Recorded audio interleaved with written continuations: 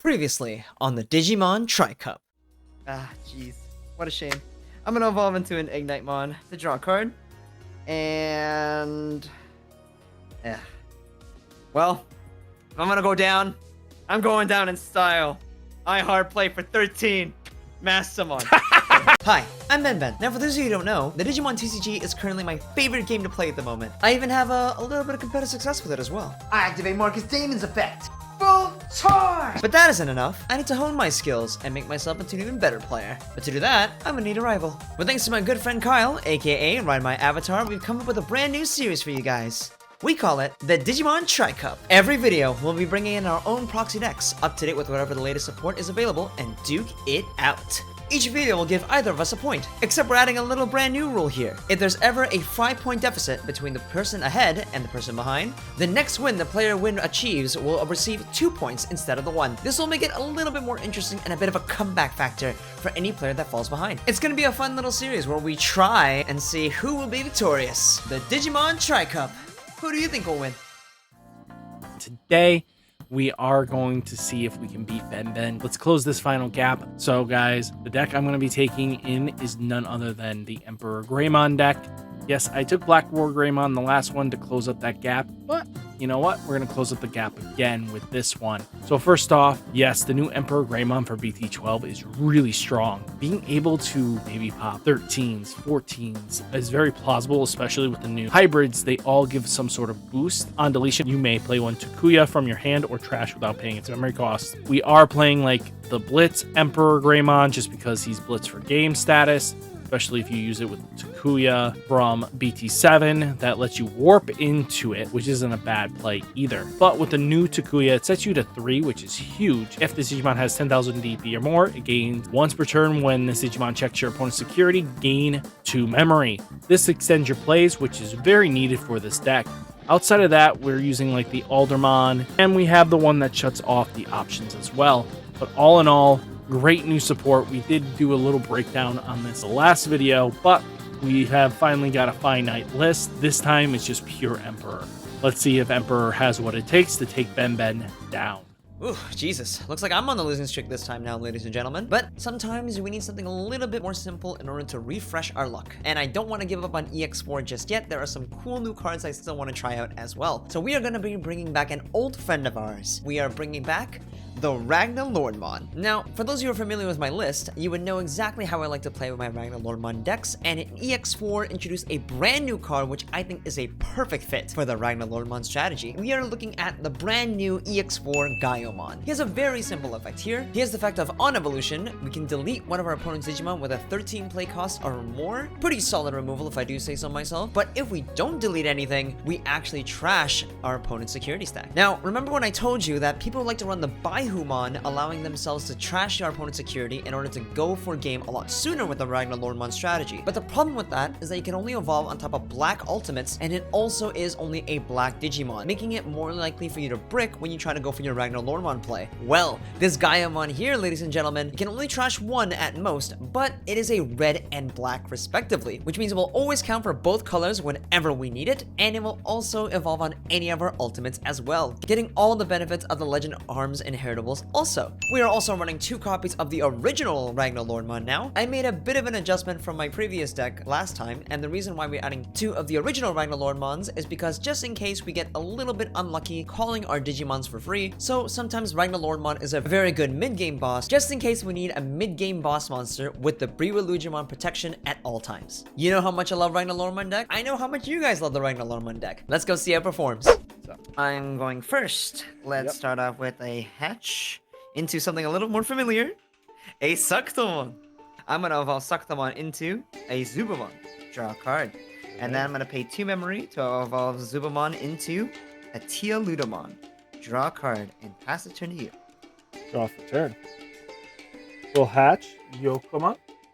Yoko. Digivolve Yokomon into Flamemon to draw me a card. Oh boy, that's scary. And then I will play Takuya. Putting me down. at 2. And that's a set of 3, right? Yep, that's my memory tamer. Gotcha. Draw for turn. I'm gonna move Tialudamon up. Yep. And we're gonna do a bit of a riskier play here. I'm gonna hard play myself a Zubomon for 3, putting you at 1, and then use this effect to slide it underneath a Legend Arms to reveal the top card of my deck. And if it's a 7 cost or less Legend Arms, I play it for free. It is a 7 cost less Legend Arms, I play it for free. I gain a memory thanks to the Suctamon, so keeping it my turn. And then I'll pay 4 memory down to evolve the Raigiludamon into a Briwelugimon. Draw a card. Effect of the Briwelugimon, I reveal the top 3 cards on my deck. 1, 2, 3. I will get to call Legend Arms that's cost 7 or less for free. I'll play the Zubomon. And then the Zubomon's effect will trigger yet again. I will put it underneath the Briwelugimon this time to reveal the top card on my deck. If it's a 7 cost or less Legend Arms, I play for free. I get a Ludomon. And then Ludomon's effect will put it underneath Briwelugimon to reveal the top card of my deck. Oh my Jesus, I'm gonna keep going. I'm just gonna keep going apparently. Ludomon, put it underneath Briwelugimon yet again. Reveal top card. I finally stop. I get a Ragnaloard into my hand. Okay. And that will pass the turn to you at 4. Go ahead. Draw for turn. Any protection skill on that thing? Yes. So Briwelugimon now cannot be deleted or bounced in any way.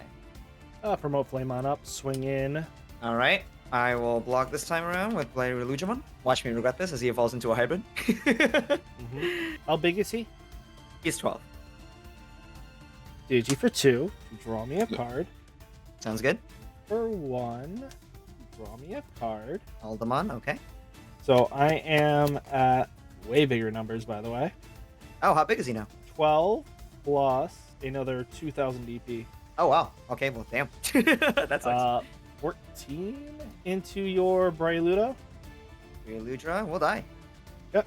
And then, because I don't like you having nice things, I'm going to Digivolve into Emperor Greymon. So when Digivolving, I get to blow up your other stat. All right. 2 Ludomon dies. Yep. And then my turn. 2, draw a card. Yep. I'm going to hatch into a Suctamon.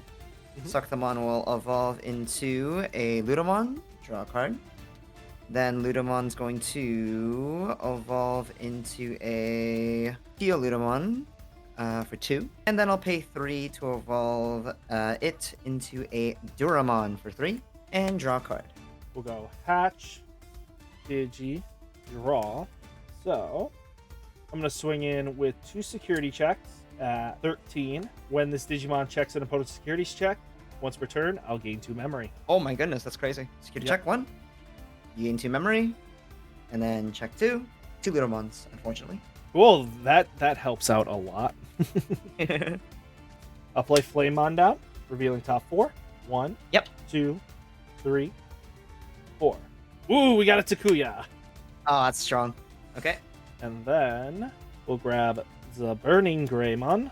So we'll Digivolve for 2. You draw. We'll Digivolve into Burning Greymon for 1. It's awkward. Oh, it's going to be. That's hella awkward. The misplay with the Briwelugimon was definitely biting me in the butt right now. The early block bit you. For sure. Okay, well, I think the only play I have at the moment is just doing this here, unfortunately. I'm going to have to move Duramon up. Okay. And I'll have to pay 2 to evolve Duramon into a Durandamon. Putting you at 1, draw a card. Go ahead. Draw for turn. Promote up. We'll swing with Emperor Greymon for 13. As long as it checks 1, I'm good. Yep, security check. 1 and 2. It's so fine. I'm at 3. Greymon swings in 1k. That's unfortunate. That's hella unfortunate. That is so hella unfortunate. No! I shouldn't have early blocked. That was a mistake. That was such a mistake. I'll take it. Briwelugimon to dice. Yay! He has blocker, right? Yes. I'm gonna Digivolve for 3. Then we're gonna go make it so if you block this, I'm gonna give all the memory back. Oh man. Blitz. Okay. This is for 14. Yeah, no, I'm just gonna take it. That was just a huge misplay on my part. I was so fine if I just let it go. Oh boy, now that was one hell of a misplay. Now that there, ladies and gentlemen, is a clean example of me getting a little too excited from the luck of my top checks from Ludamon and the Zubamon respectively.